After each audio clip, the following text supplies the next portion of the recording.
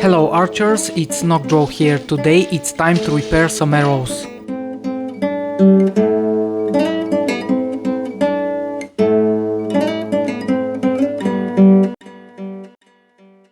As much as I love our favorite hobby, there is one side of it that I don't like. It is essentially destructive in its nature. And although sometimes that could be a big part of the satisfaction, the things we are shooting at, targets and backstops all get destroyed. The bow can get scratched, limbs can break, strings get frayed, but most often arrows get broken. At the end of the day, we are shooting sticks at objects with great speed and power. It also depends on where you practice. Indoors, arrows break more often. Outdoors, you tend to lose them. So today I'm going to show you the most common ways arrows get broken and how to repair them. Over the past few months I have accumulated a bunch of arrows that are not currently usable, and we're going to fix that. A few of them are from my video on making arrows, so they were brand new, but then I tried shooting blindfolded and quickly when doing the quiver review. From time to time I tried to do some trick shots, and recently I discovered that my target was in a very bad condition, which led to a lot of arrows going through it. All of these factors can result in perfectly good arrows getting broken in an instant. But before we start, I need to mention something very important, especially for beginner archers. You should always inspect your arrows before and after a shooting session for any damage and, most importantly, cracks. The force with which arrows are being pushed towards the bow, especially with higher poundage bows, is enough to cause the arrow to split upon release if it's already cracked, and that can result in puncture wounds to your bow arm, uncontrollable flight of parts of the arrow, and is overall very dangerous. So always ensure your arrows are in a good condition to be shot. If not, either repair them or put them aside, and of course always be aware of your surroundings and ensure the safety of everyone around you and your own.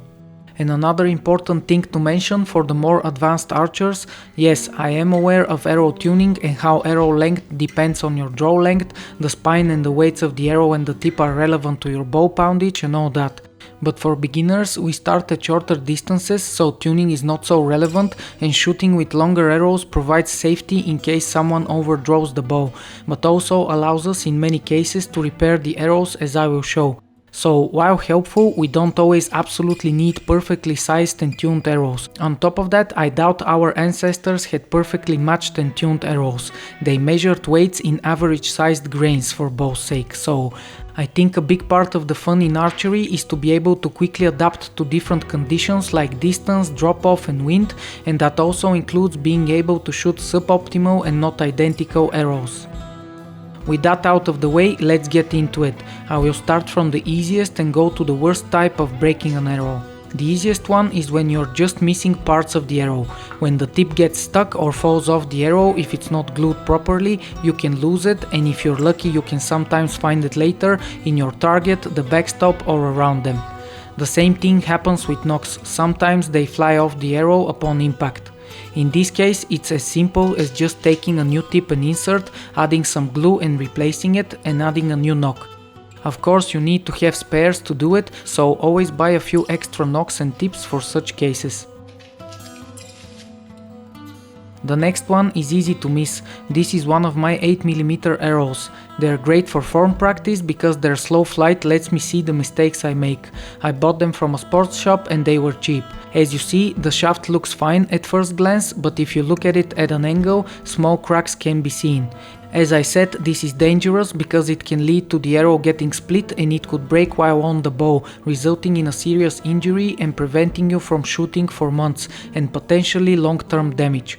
Don't be afraid to apply pressure when you're suspicious. Better to break the arrow upon inspection rather than when shooting. The way to fix this is to remove the cracked part. To do this, I use a file since it goes through the shafts easily and you don't apply additional pressure. If you use a knife, you risk to break or crack the shaft even further, so I think a file is better. We can file down the shaft after the cracked part and then shape the opening to form a nice tube, and we are done. Now we just need to glue in the push-in tip and the arrow is as good as new.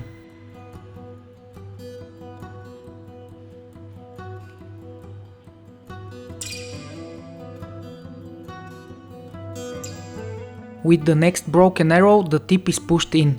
This happens when you miss the target or the arrow passes through it or the backstop.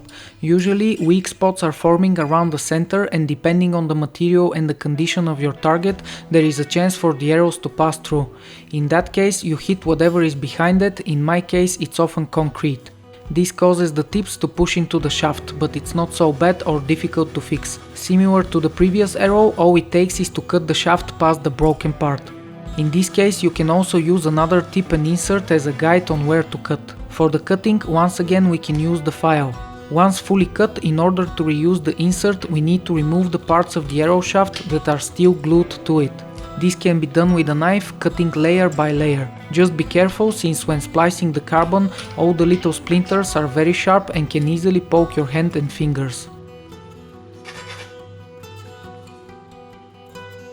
When the insert is all clear from the carbon fiber, we can repeat the same steps as in the previous arrow. Just glue the insert and push it into the shaft, screw back the tip, and we have another arrow ready to be shot again.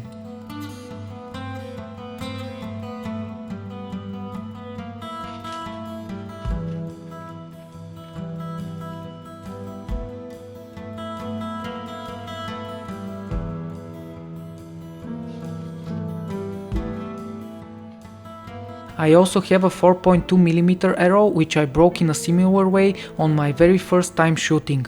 I missed the target, I hit a wall, and the shaft is broken due to the impact. This arrow also has a push-in tip rather than a screw-in one, and in this particular case the tip is quite long. Since it came out a bit, I tried pulling it with pliers, but it was stuck, so I had to directly cut on it. You need to be careful when you don't know exactly how long the insert or the tip is inside the arrow to not cut or file through it. Once you cut it loose, you need to clear the tip from the old carbon fiber in order to reuse it. Again, always be careful with the knife and mindful of the little splinters. You can file down the top of the shaft to shape it nicely, then put some glue on the insert and one more arrow is good to go.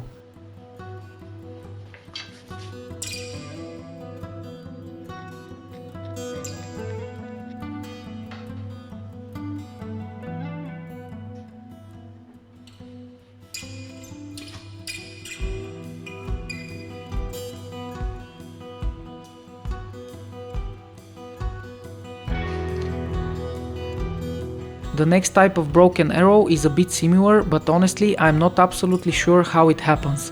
You see, the tip is pulled out of the shaft, yet when you try to pull it with your fingers it seems tightly stuck, so I'm not sure it happened when pulling out the arrow from the target, but it's possible. I tried pulling it with pliers, but it became riskier since if you twist it you can break the shaft, so in this case the way around it is to actually push the insert back into the shaft by hammering it carefully. With a few hits it's all back in place and we can screw the tip, and of course some glue will also help it stay in place. I decided to also sharpen the tip with the file since it seems to have taken a direct hit against the wall and got dull. So far, to repair all of these different types of broken arrows, all you need is enough length to cut off. That's why I never cut arrow shafts until I need to repair them. Again, this is totally against the concept of tuning arrows, but as a beginner I find it better from both an economic and ecological perspective. Next, we have the worst and the most time-consuming type of broken arrow, when the end of the shaft gets cracked.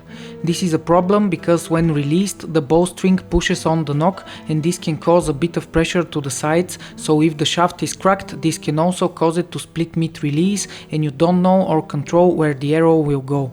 If the arrow splits at the nock, you have no way to predict what will happen. Also, depending on the style of your draw, for example with thumb draw and Slavic, you are pushing the arrow and the nock a bit to the side to hold the arrow on the bow, so any cracks in the end of the shaft are dangerous. In this case we need to fully refletch the arrow unless you have enough length between the fletchings and the cracked part, which is rare. We need to strip down the fletchings with a knife. You need to cut away from the shaft, otherwise you risk to cut into it, causing further damage. With some luck you might be able to take the fletching off the shaft and reuse it, but most often they are too brittle, especially if you use real feathers. After taking the fletchings off, we need to clean the remaining bits and the glue residue off the shaft, once again very carefully. Some people like to use strips under the fletchings so that they can remove the residue easily.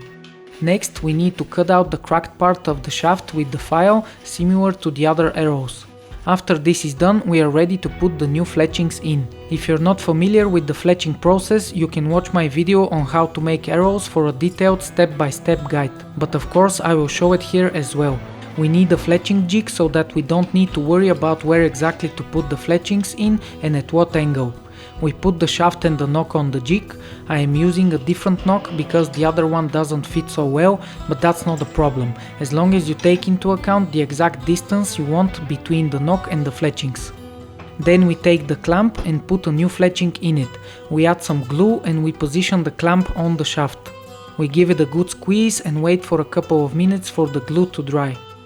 This is it, nice and easy. Then we rotate the shaft with the jig and we repeat the previous steps.